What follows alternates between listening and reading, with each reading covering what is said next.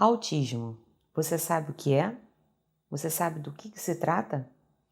Nesse vídeo de hoje eu chamo você a tratar um pouco mais sobre isso. Se você já conhece, se você não conhece, você terá a oportunidade de conhecer um pouco mais. Autismo não é uma doença, autismo não tem cara, autismo não tem cura. Temos muito a falar nesse vídeo com você. Fique conosco.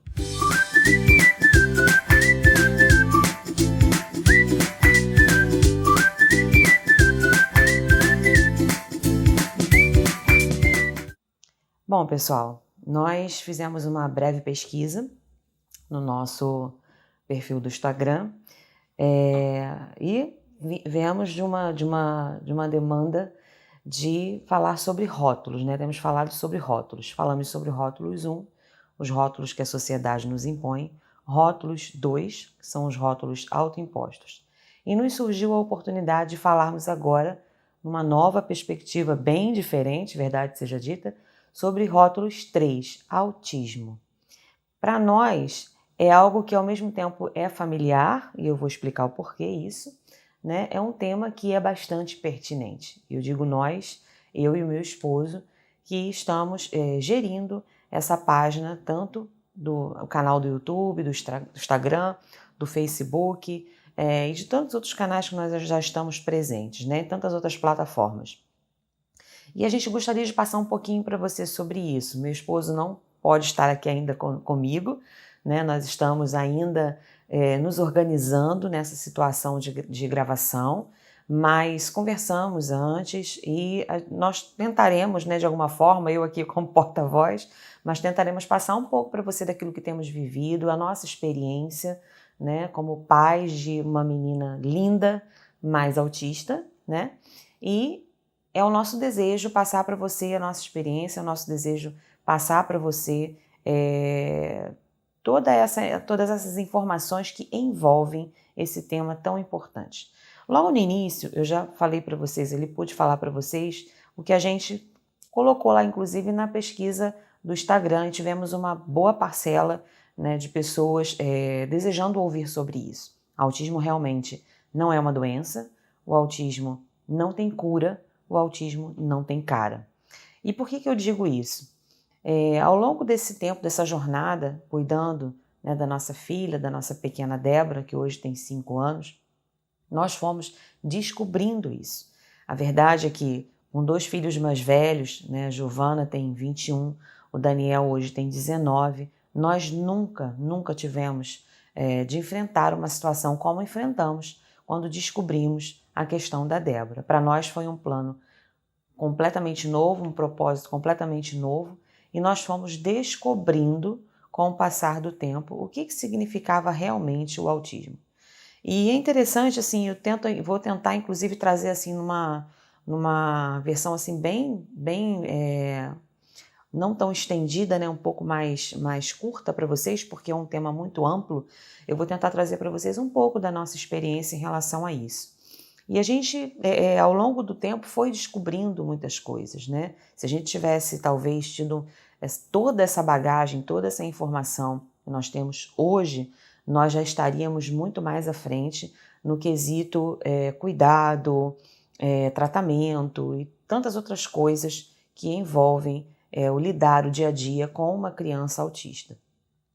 Como eu disse, Daniel e Giovana, nós não passamos por isso. Eles foram crianças chamadas, né, hoje, nós aprendemos isso, com a nomenclatura de crianças chamadas típicas, ou seja, eles não tiveram nenhum tipo de necessidade especial, não tiveram nenhum tipo de situação em que nos levasse nem a conhecer todo esse cenário de situações com crianças que precisam de cuidados, que precisam de passar por terapias, de passar por tratamentos, muitas das vezes crianças que precisam de ter uma intervenção medicamentosa. Nunca tivemos esse tipo de situação com eles.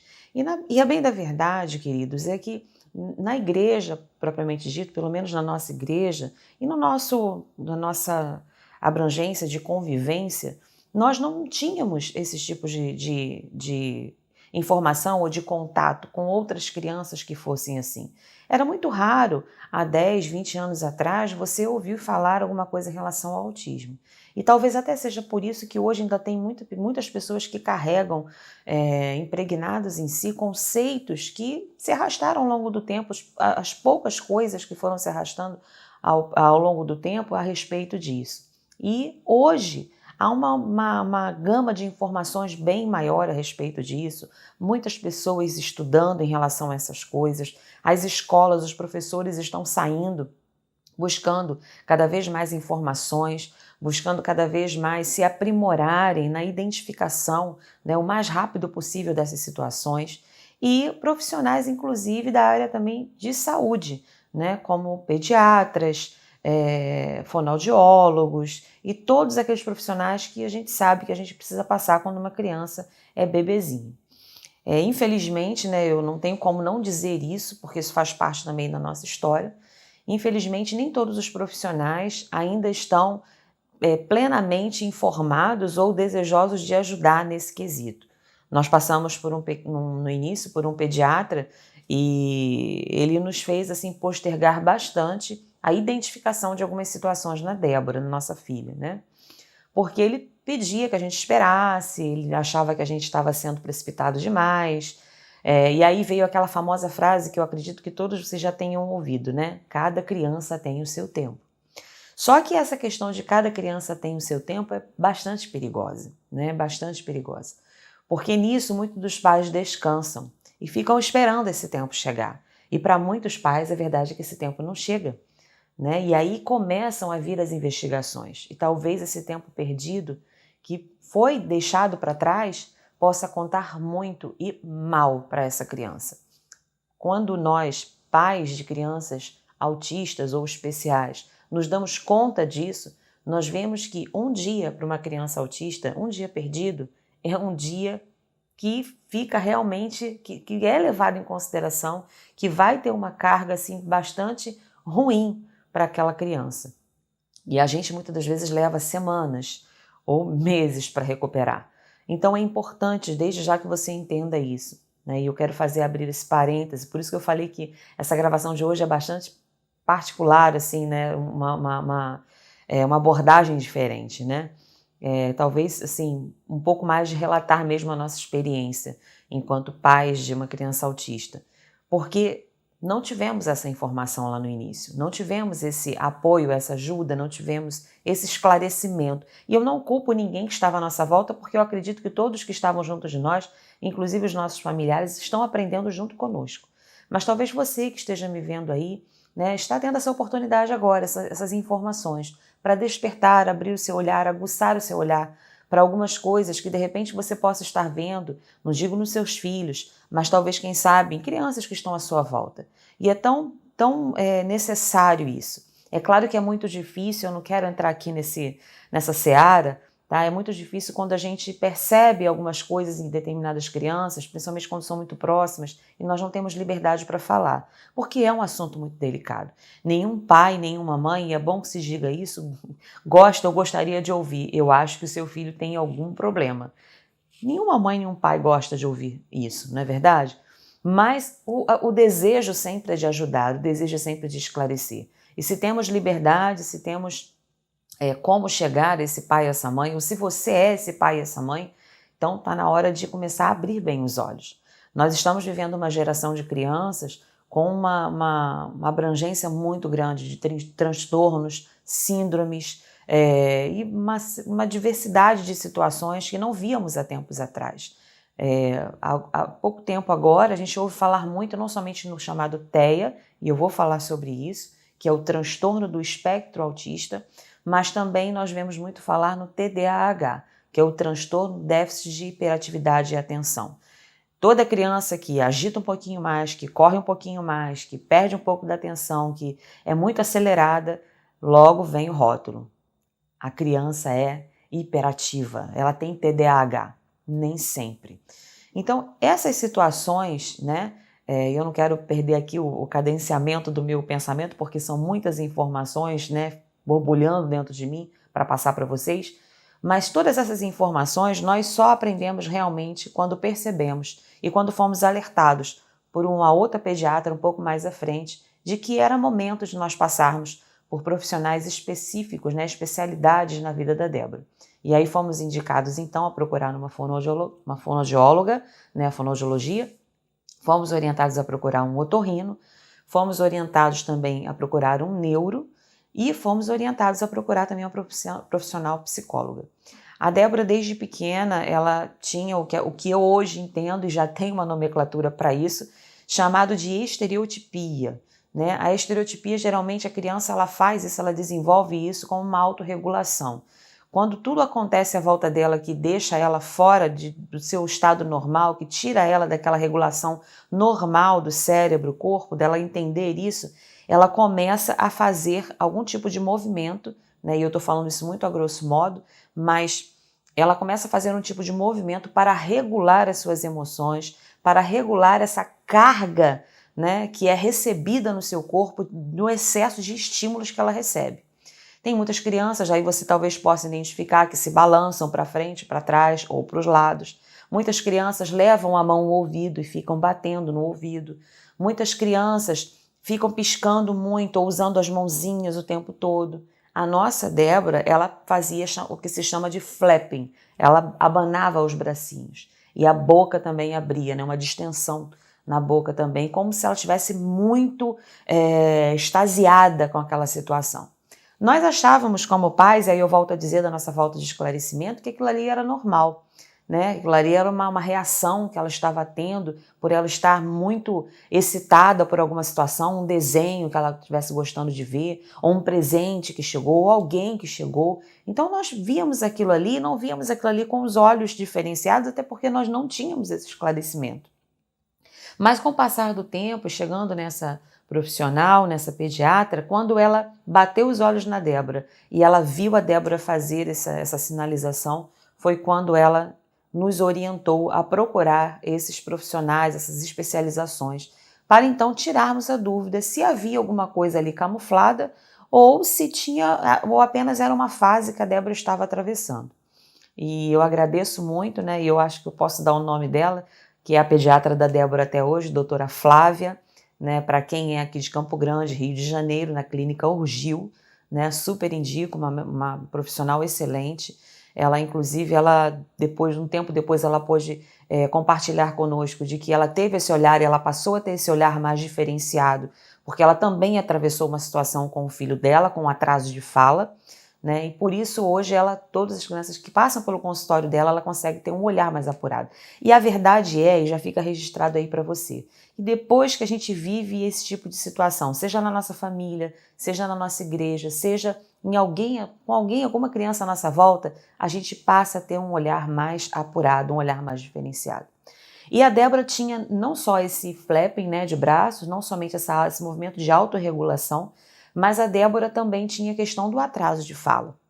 A gente percebia naturalmente que a Débora ela não acompanhava os seus pares, né? Ela era um pouco atrasada na sua fala, na sua construção de pensamentos, ainda que pequenininha. Hoje, inclusive, já se identifica, né? Alguns profissionais defendem essa tese de que já se identifica, inclusive, o autismo em bebês, porque a realidade é que, aí eu também, outra coisa que eu não sabia, né? A criança, desde quando ela está sendo amamentada, ela precisa ter essa troca de olhares com a sua mãe.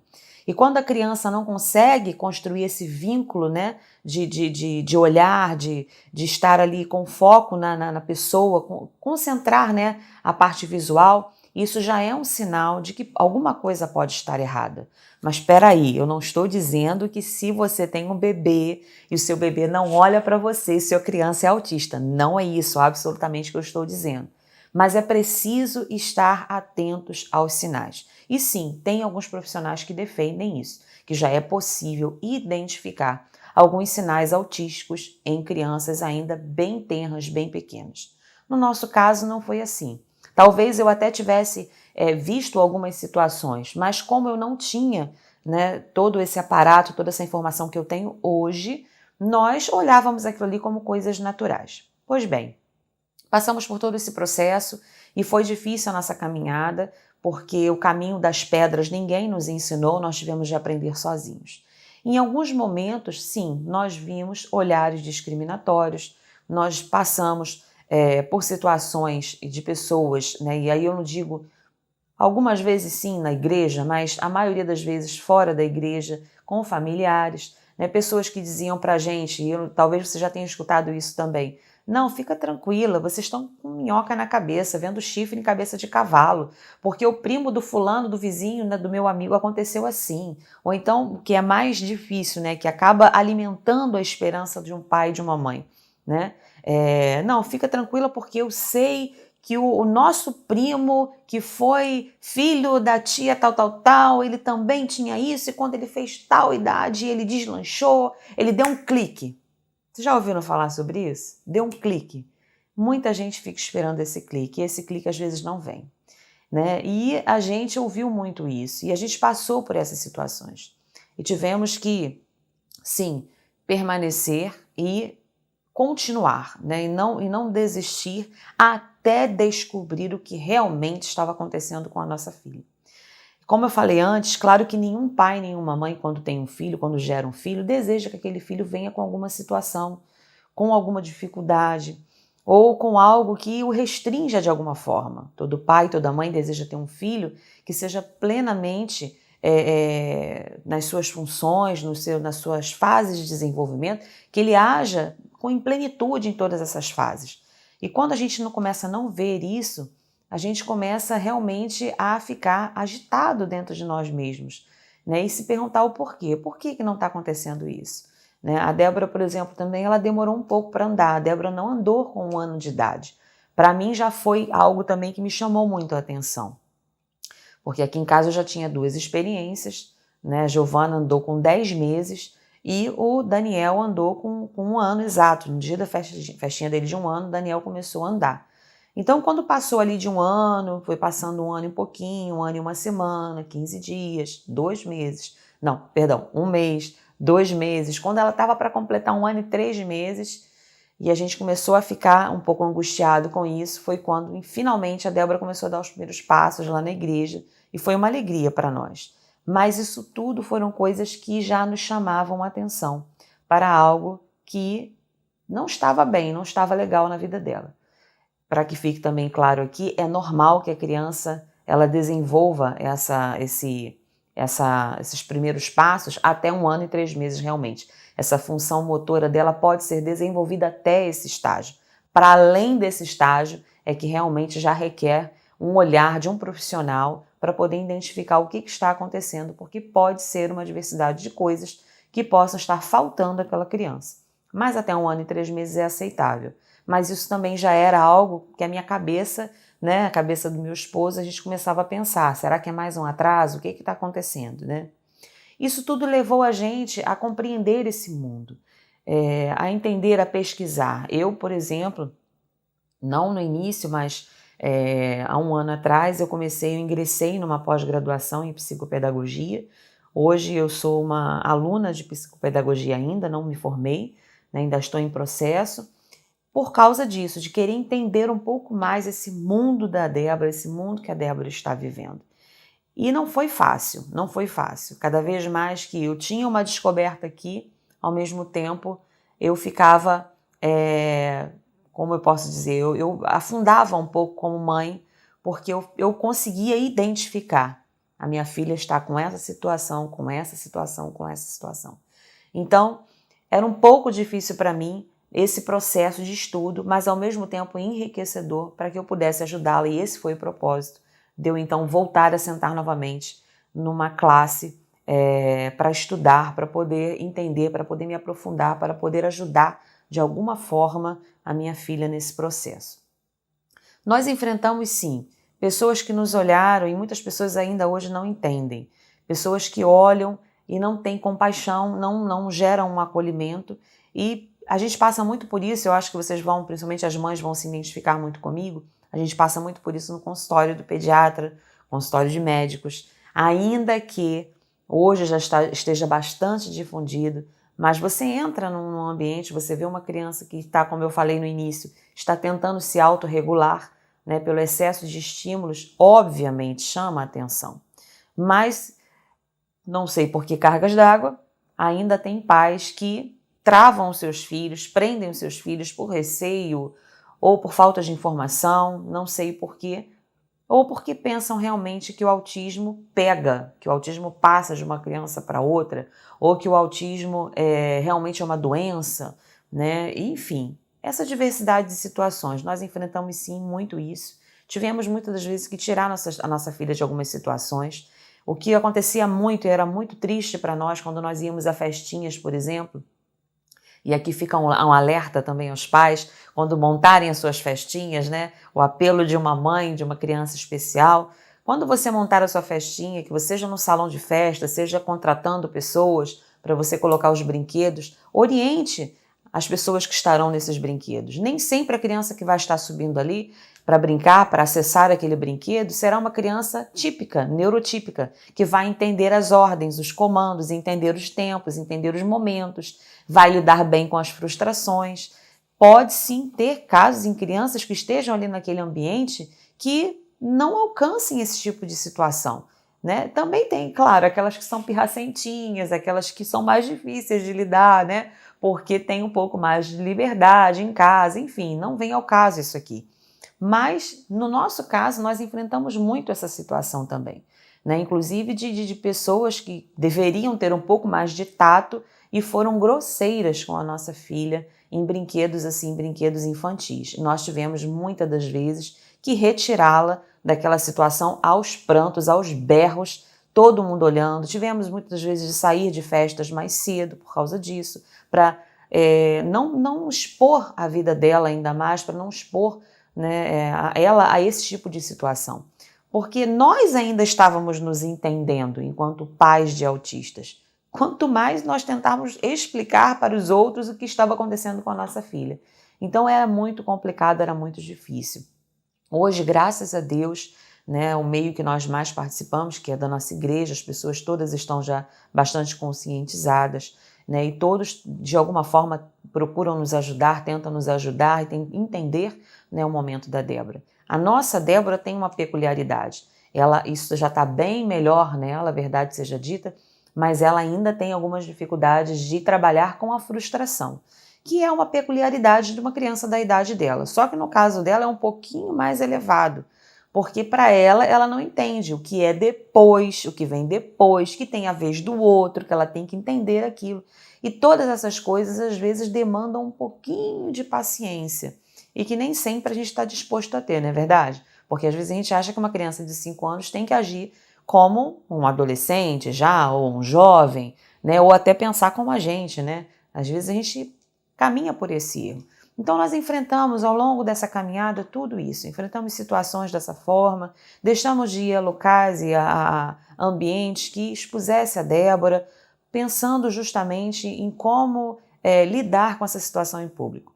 E a verdade, meus queridos, é que muitos pais de autistas muitas das vezes se isolam, preferem ficar dentro das suas casas justamente para não serem julgados, para não serem recriminados, para não passarem por isso. Porque eu acredito que vocês entendam a situação de como é você estar num ambiente onde você acaba de um momento para o outro sendo alvo das atenções por causa dos berros, dos gritos de uma criança, né? E passar por essa situação tentando não tão somente controlar a sua criança, mas não ser tão evidente naquela reunião, naquela festa, no local onde você esteja. Então isso é um trabalho bastante difícil e requer de nós, a todos os que estão de fora, estão olhando, paciência, compaixão e empatia. Se nós não gerarmos isso, vai ficar cada vez mais difícil conviver com as crianças assim. E infelizmente, muitos pais estão optando por se isolarem, não colocarem, não exporem a sua criança por essa falta de acolhimento. Nós temos um caso na nossa igreja em que os pais, a primeira coisa que os pais chegaram para nós e falaram foi isso: o que nós precisamos é de acolhimento. E isso mexeu muito com a gente, comigo e com o Daniel particularmente, porque a nossa filha já tem essa demanda e a filha deles também, né? Então, assim, quando eles chegaram e conversaram isso com a gente prontamente, né, quando nós identificamos, fomos recebê-los de braços abertos, foi o primeiro pedido que eles fizeram. E, na verdade, pais de crianças especiais, pais de crianças autistas, pais de crianças com TDAH, pais de crianças com TOD, pais de crianças com uma diversidade de situações que eu poderia estar falando aqui, né? Necessitam disso, necessitam de acolhimento. Nenhum pai, nenhuma mãe deseja ou precisa chegar num lugar onde ele tenha que lidar com situações dessa forma. A gente precisa realmente tomar esse cuidado. Bom, então eu quero deixar um conselho para vocês, professores de escola bíblica dominical, né, as tias da escola bíblica dominical, que lidam com crianças, né? Eu quero deixar também um conselho para vocês, a todos os que têm envolvimento com crianças nessa parte, e eu quero falar um pouco mais a respeito de igreja mesmo, né? Tenha um pouco mais de compaixão, tenha um pouco mais, um olhar um pouco mais apurado. Eu sei que nem todas as tias que trabalham nas classes de escola bíblica dominical têm a profissão, né, do curso normal, não são formadas como professoras propriamente dito, são muitas das vezes voluntárias, né? Então, assim, mas mesmo dessa forma, é preciso ter um olhar um pouquinho mais diferenciado, um olhar um pouquinho mais amoroso para essas crianças, para as crianças que vocês recebem ali. É claro que a gente entende que, como pais, nós não empurramos as nossas crianças para as classes da escola bíblica dominical no intuito de que as professoras, as tias, eduquem ali na parte eclesiástica. Mas nós colocamos ali certos, confiantes de que as nossas crianças serão bem recebidas. Então é necessário que cada professora, cada um que lida, seja no cultinho, seja nas EBDs, é necessário que as professoras tenham esse olhar acolhedor. Não é suficiente, queridos, não é suficiente para os pais, para a família de crianças especiais e para as próprias crianças apenas dar para elas acessibilidade. É importante dar acolhimento. Bom, dito isso, eu quero passar para outra parte. E eu gostaria então de falar um pouquinho para vocês, dentro da Bíblia, a nossa experiência também, dentro da palavra de Deus a respeito disso. Lá em Isaías, no capítulo 54, versículo 13, a palavra do Senhor diz assim: "E todos os teus filhos serão ensinados do Senhor, e a paz de teus filhos será abundante." A primeira pergunta que nos veio quando a gente soube do laudo da Débora, quando a gente soube da possibilidade, não do laudo, que o laudo veio bem depois, né? Mas quando nós soubemos dessa possibilidade, sim, o nosso coração ficou apreensivo, nós choramos, nós ficamos tristes, ficamos abatidos, mas logo buscamos no Senhor uma orientação e o Senhor nos deu uma orientação e eu quero também passar isso para você. De repente é importante para você que talvez esteja passando por isso, ou saiba de alguém que esteja passando por isso. O Senhor nos deu a orientação de estarmos clamando por nossa filha e ministrando a ela uma oração todas as noites. O Senhor nos inclinou a isso. A verdade seja dita, meu esposo, como pastor, ele que teve essa direção do Senhor e eu prontamente atendi e hoje não passa um dia sequer sem que estejamos orando pela Débora. Eu lembro que uma vez em viagem nós conseguimos, eu não me lembro agora se foi pelo WhatsApp, de alguma forma ou foi uma ligação, nós pedimos, a minha mãe estava cuidando dela e nós pedimos para orar por ela. E oramos ali, né, via telefone por ela e a abençoamos. Porque cremos verdadeiramente nessa palavra. Os nossos filhos serão ensinados do Senhor. Há dificuldades? Há dificuldades. Há situações em que o autista vai enfrentar no nível moderado, leve ou mais severo? Sim, há. É um fato. Cada autista tem uma identidade. E aí também cabe eu dizer para vocês que o autista, ele não é único.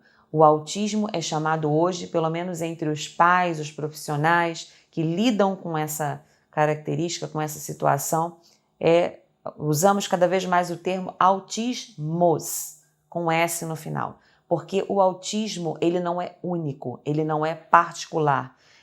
Cada um tem uma peculiaridade, cada um tem uma forma de desenvolver esse autismo. como eu falei, uns em nível mais elevado e uns em níveis mais leves, né?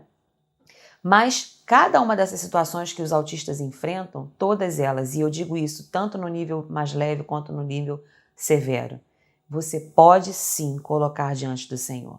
E o seu filho é e pode ser, mediante a palavra, mediante aquilo que o Senhor nos ensina, ser um filho ensinado do Senhor. E a gente tem ministrado em relação a isso a vida da Débora. A fala, o desenvolvimento e a mente nós temos colocado sempre diante do Senhor. E temos pedido para o Senhor que a porção dele diária sobre a vida da Débora seja derramada em todas as fases, em todas as etapas do seu desenvolvimento. E eu posso dizer para vocês já testemunhar que nós já temos colhido frutos disso. Só muito rapidamente um exemplo, nós achávamos que a Débora ia usar fralda por muito tempo, porque acordava sempre com xixi na cama, sempre com xixi na cama. E a gente já entendia aquilo ali como um atraso que estava difícil de explicar, de poder passar para ela. Fizemos tudo o que vocês possam imaginar, né? Todas as técnicas, tudo aquilo que a gente podia fazer de atrativo para ela, tanto dentro do banheiro, antes de dormir, quando acordava, todos os procedimentos orientados por todos os profissionais, nada dava certo. E a gente começou a colocar isso diante do Senhor. E uma das minhas orações, quando a gente começa a entender um pouco os termos técnicos, né? E eu comecei a orar, falei, Senhor, controla os esfínteres da minha filha, controla os esfínteres da minha filha, controla. Eu pedia muito isso ao Senhor, que é aquela, vamos dizer assim, né? Aquela válvulazinha que controla realmente, do que o cérebro controla, né? Da criança ter a noção do que é fazer o xixi ou prender o xixi. Né, de igual forma também com o número 2. Então a gente pedia e clamava muito isso a Deus. Né, e um dia, por um momento, foi assim, algo no momento que a gente não esperava. A gente clamava e clamava e clamava. Por um tempo começou a Débora não mais fazer, não mais fazer, não mais fazer. Até que um dia minha mãe me chamou a atenção e falou, Milene, ela não está mais fazendo xixi na cama, né? Olha, Milene, olha o avanço. E aí a gente instalou e realmente considerou, realmente a Débora alcançou esse estágio do desenvolvimento. E eu creio verdadeiramente que tenha sido fruto de oração. E assim foi com tantas outras coisas que nós passamos com ela, que foi uma caminhada difícil, uma caminhada longa, mas que nós conseguimos alcançar em Deus, crendo nesta palavra. Os nossos filhos serão ensinados do Senhor. Eu creio verdadeiramente que o Espírito Santo tem trabalhado na vida da minha filha, tem trabalhado sobre ela, sobre a mente dela, sobre as suas emoções. E nós temos submetido a vida da Débora diariamente diante do Senhor. Outro texto também que eu gostaria de deixar para vocês, que fica em Isaías 65, 23. É uma palavra bastante conhecida e diz assim, não trabalharão debalde, nem terão filhos para calamidade, porque são a posteridade bendita do Senhor, e os seus filhos estarão com eles. Uma outra versão diz, não terão filhos para perturbação. Eu creio veementemente nesta palavra. Toda a minha gravidez, toda a minha gestação, eu não sabia o que eu estava para enfrentar, e eu sempre orava declarando essa palavra sobre o meu ventre. E eu dizia isso para o Senhor. Na verdade, desde quando eu soube da gravidez, eu falei isso para o Senhor. Eu falei, Senhor, se esse filho ou filha, que na época eu não sabia ainda, né, logo no início, se ele vem para a tua glória, se ele vem para dignificar o teu nome, se essa criança vem para completar a nossa família, a nossa casa, se essa criança não virá para a nossa perturbação, então que o Senhor prossiga com essa obra, que essa obra que foi começada, iniciada, né, no meu ventre, que ela prossiga e que alcance o alvo para o qual o Senhor tem determinado. Mas se não, Senhor, o Senhor é poderoso. E mesmo que seja um momento de dor, eu estarei pronta para entender os teus caminhos, pois eles são mais elevados que os meus.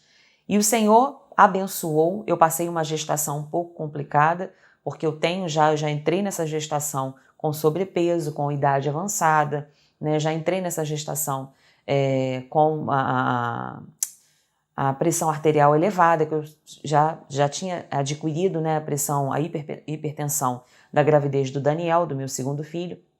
Então eu já entrei com algumas características nessa gravidez que me dificultaram um pouco a caminhada. A Débora teve que se adiantar do seu parto, ela nasceu de 37 semanas, eu tive perda de líquido, mas o tempo todo desenvolvi também diabetes gestacional durante a gravidez, fui tratada por uma nutricionista, amiga nossa, né? E toda essa caminhada que eu passei na gestação foi bastante difícil, mas em todo o tempo declarando isso ao Senhor. Senhor, eu não estou gerando filhos para a minha perturbação. Então eu creio verdadeiramente. Débora veio saudável, não precisou de incubadora, veio direto para os meus braços, né? Tive a oportunidade de passar a primeira noite com ela. Débora é uma menina que a maioria das pessoas olham e dizem, mas ela não tem nada. E aí entra também o que eu falei, autismo não tem cara. Observe bem isso. Muitas das vezes a gente olha situações e vê a criança ali batendo o pezinho, se jogando no chão, fazendo aquela cena, né? E a gente não consegue ter um olhar um pouquinho mais acolhedor, um pouquinho mais diferenciado. Logo a gente já, mesmo que a gente não pronuncie, mesmo que a gente não verbalize, na nossa cabeça passa, umas palmadas ali resolveriam essa situação. Nem sempre, meu querido e minha querida, nem sempre. Tem um pouquinho de paciência, a gente não sabe qual é a realidade daquela família, a gente não sabe qual é a realidade daquela criança. E eu confesso para você, eu estou falando isso para você, mas eu por muito tempo eu também olhava essas situações e a gente fica às vezes, indignado. Por que a mãe não faz alguma coisa? Cadê a mãe desta criança? Né? E a gente não consegue ter um olhar um pouquinho mais diferenciado, mas não esqueça isso, autismo não tem cara. Então não veja apenas com os olhos externos. A Débora, se você olhar, para quem conhece, sabe, é uma menina linda, esperta, brincalhona, consegue lidar com as situações à sua volta com uma certa tranquilidade, né? E nas suas miudezas, nas suas peculiaridades, é que aqueles que entendem um pouco mais percebem que realmente a Débora é uma criança especial. Mas eu creio verdadeiramente nisso. A Débora não veio para a nossa perturbação. E assim nós temos caminhado dentro dessa perspectiva da palavra de Deus. Há um outro texto em Romanos, eu quero compartilhar ele também com vocês, porque a caminhada não foi fácil até aqui. Houve momentos sim, houve o momento do chamado luto, muita gente fala sobre isso, o momento da negação, houve também, nós passamos por isso, né? E é necessário esses processos porque a gente vai amadurecendo até que tudo isso seja trabalhado em nós, até que nós consigamos estar plenos para poder dar todo o suporte ao nosso filho, né? No caso aqui a nossa filha, e passamos por isso e desenvolvemos também alguns momentos em que o Senhor trabalhou no nosso coração a fé. A fé. A verdade é que todo esse processo vivido com a Débora nos aproximou mais enquanto casal, nos uniu mais enquanto família e tem nos ensinado, como a Débora tem nos ensinado ao longo dessa jornada, como nós temos aprendido, como nós melhoramos como pais, como nós fomos aperfeiçoados nessa caminhada, inclusive na nossa caminhada espiritual, na nossa caminhada cristã. Eu tenho certeza que se o Daniel pudesse estar aqui comigo, ele está atrás das câmeras, né, me ajudando aqui, mas se ele pudesse aqui comigo, ele também poderia dar o relato dele a respeito disso. O quanto nós amadurecemos. Eu posso dizer com toda firmeza de fé que Débora foi e é uma ponte ministerial para nós. Nós temos atravessado cada vez mais pontes ministeriais através também de tudo que nós temos vivido, as experiências que temos tido com a nossa pequena. O Senhor tem nos proporcionado isso. Hoje somos pais muito mais plenos, muito mais completos, robustecidos, e eu tenho certeza que o Senhor ainda nos acrescentará ainda mais. E houve um momento em que eu passei por esse tempo difícil, eu passei por esse tempo de... Quando a gente pensa, meu Deus, por que comigo? Por que comigo? Por que o Senhor permitiu isso? E a gente começa a se perguntar, será que o erro foi em mim? Será que o erro está no meu esposo? Senhor, aonde eu pequei? Aonde eu errei? E aquele misto de confusão, e o Senhor me deu uma palavra, eu quero deixar isso para você também. Fica lá em Romanos, no capítulo 5, versículo 5, que diz assim: Ora, a esperança não confunde, porque o amor de Deus é derramado em nosso coração pelo Espírito Santo que nos foi outorgado. A esperança não confunde. A palavra do Senhor diz, eu sempre declarei, como eu falei aqui, que nós não teremos filhos para a nossa perturbação. A palavra também do Senhor diz e nos dá essa garantia de que os nossos filhos seriam ensinados do Senhor. Então, por que o meu coração deveria estar apreensivo? A esperança não confunde. E a nossa esperança viva e eficaz e que caminha conosco em todo o tempo da nossa trajetória cristã é a nossa fé, a nossa firme convicção do nosso Senhor, do nosso Deus, que está conosco todos os dias, que tem nos ajudado na nossa caminhada, que nos dá ânimo, né? Pois Ele disse que aqui nós teríamos aflições, mas que Ele estaria conosco em todos os processos, em todos os momentos, em todas as escolhas. Então, por que o coração deveria ficar vacilante? E o Senhor me chamou a essa realidade daquilo que eu professo, daquilo que eu declaro, daquilo que eu creio. Você crê? A esperança não confunde. E essa palavra ela veio como uma flecha, realmente pontiaguda no meu coração. E foi tão tremendo, eu me lembro quando eu compartilhei isso com o Daniel e eu marquei na minha Bíblia. A primeira vez que o Senhor falou isso comigo foi em 21 de março de 2018. E passou um tempo e eu vivi, né? Andei um tempo alimentada com aquela palavra, assim como Elias também, né? Andou um tempo ali com aquele alimento que o Senhor deu, mas chegou uma hora que o coração começou a agitar de novo. E de novo o Senhor me trouxe. E foi tremendo, porque eu não abri a Bíblia procurando isso. Eu pedi ao Senhor uma palavra. E eu lendo a Bíblia, eu encontrei esse texto. E mais uma vez o Senhor falou comigo, um pouco mais à frente, em 2 de julho de 2019. E o Senhor, Ele faz assim, quando a gente está começando a querer esmorecer, o Senhor vem e opa, acorda, a esperança não confunde. A esperança não confunde. E tem sido assim a nossa caminhada até aqui. Então eu gostaria de deixar realmente esses textos para você, guarde bem, reflita sobre eles. Como eu falei, não é a sua realidade, mas que esse vídeo possa contribuir de alguma forma para você entender esse universo, para você poder ter um olhar um pouquinho mais aguçado em relação a essas coisas. Nós estamos vivendo num tempo de uma geração realmente onde temos visto cada vez mais crianças enfrentando essas diversidades e situações. E eu também não quero entrar aqui nessa seara de falar o porquê, mas tem também uma gama enorme que cerca essas situações. Talvez num próximo vídeo mais à frente nós poderemos falar sobre isso, né? Caso também haja interesse de vocês. Mas a verdade é que nós estamos vivendo uma geração de crianças que precisam de um olhar mais apurado. Como nós declaramos e temos declarado na nossa igreja, e eu quero remeter também esse termo muito pertinente da nossa querida Denise, né, onde ela fala muito sobre o broto da terra. O broto da terra precisa de cuidados. O broto da terra, ele precisa ser cada dia mais regado, ele precisa ser nutrido, ele precisa ser cuidado com carinho, porque é o broto da terra de hoje que vai gerar a geração de amanhã. E por último, não menos importante, eu quero ler com vocês então, aqui em João, no Evangelho de João, o que Jesus nos ensina a partir destas crianças, né?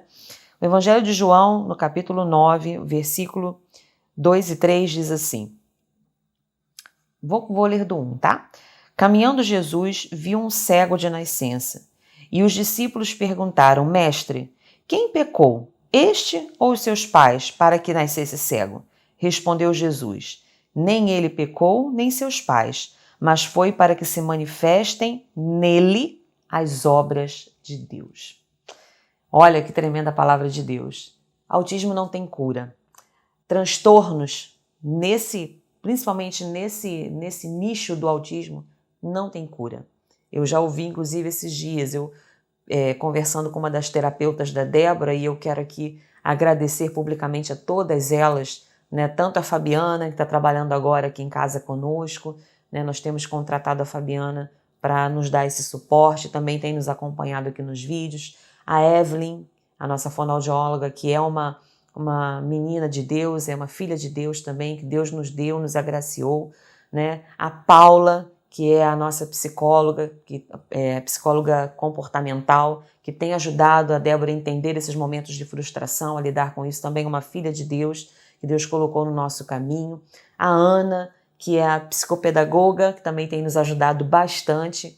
e a nossa querida TO, a Isabelle, né? Uma equipe grande que tem trabalhado com a Débora. Eu quero aqui deixar registrado o meu agradecimento a elas, porque nós sempre trabalhamos esperando que a Débora realmente desenvolva uma autonomia, onde um dia isso haja acontecer, porque, né, a não ser que Jesus volte antes, quando nós não estivermos mais aqui, que a Débora consiga se estruturar sozinha, sem ter tanta dependência de outra pessoa.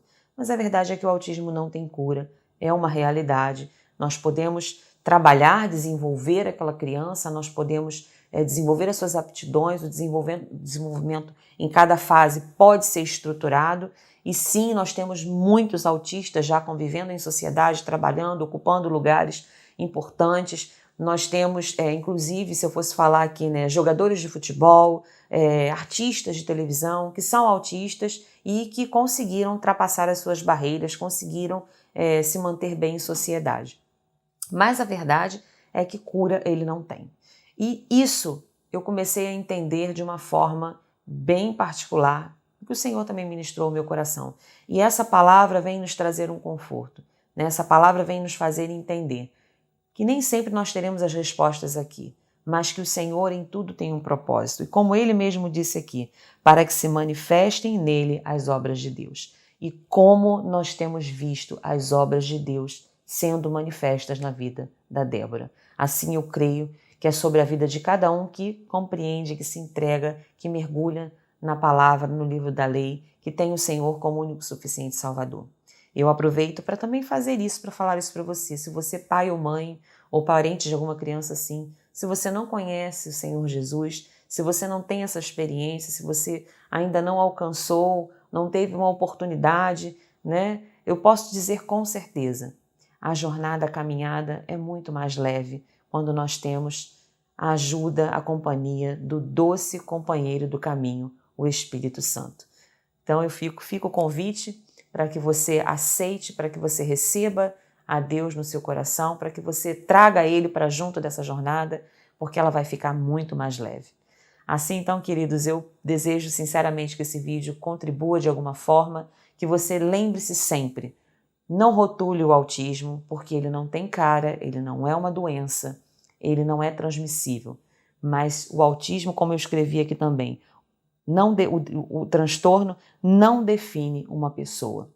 Em nome de Jesus, receba essa palavra, esse relato, essa experiência e que ela agregue na tua vida e no teu futuro e na tua caminhada e para quem você puder abençoar também. Fiquem com Deus, até a próxima e eu espero sinceramente que vocês recebam aí o nosso carinho do outro lado da tela. Até a próxima.